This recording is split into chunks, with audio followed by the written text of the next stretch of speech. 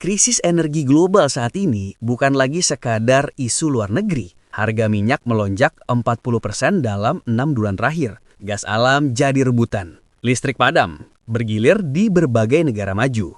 Bahkan, negara-negara di Eropa mulai menerapkan kembali pembatasan energi untuk rumah tangga. Di Indonesia, dalam beberapa pekan terakhir, antrean panjang di SPBU mulai terlihat di beberapa wilayah luar Jawa. Tarif listrik naik 15% untuk industri besar, dan bahan bakar bersubsidi seperti Pertalite dikabarkan akan dihapus pada awal tahun depan. Ini adalah ujian berat pertama di sektor energi untuk pemerintahan Pak Prabowo yang baru berjalan 11 bulan. Dan responsnya berbeda dari presiden-presiden sebelumnya. Pak Prabowo tidak memilih jalan populis seperti memborong subsidi demi meredam emosi publik, tapi memilih jalan transformatif, mempercepat transisi energi. Dalam rapat darurat terbatas tanggal 12 September lalu, Pak Prabowo memerintahkan percepatan proyek strategis nasional di bidang energi terbarukan. PLTS Terapung Cilata diperluas 3 kali lipat kapasitasnya. Pembangunan 5 proyek geothermal baru di Sumatera dan Sulawesi langsung diprioritaskan. Dan yang paling berani, diumumkannya moratorium eksplorasi batubara baru di Indonesia. Keputusan ini mengejutkan banyak pelaku industri tambang.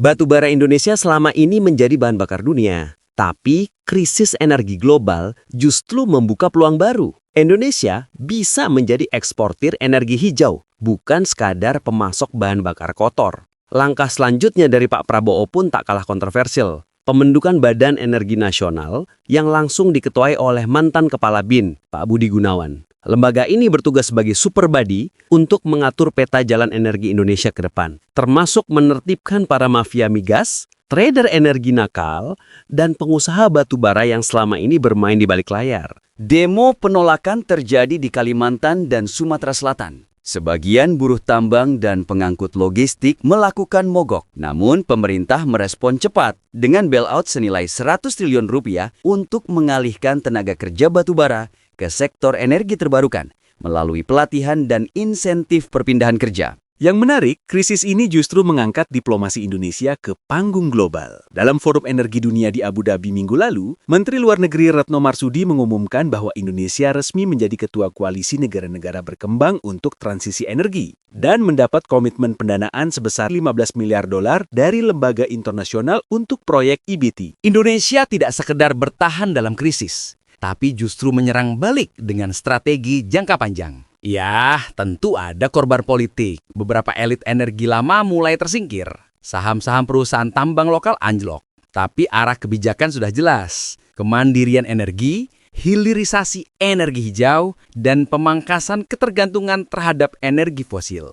Inilah wajah baru Indonesia. Bukan hanya sebagai lumbung energi dunia, tapi sebagai pemimpin arah baru energi global. Sekarang, pilihan ada di kita. Mendukung langkah berani ini atau tetap bertahan pada pola lama yang hanya menguntungkan segelintir orang. Bagaimana menurut Anda? Apakah ini langkah tepat atau terlalu berisiko?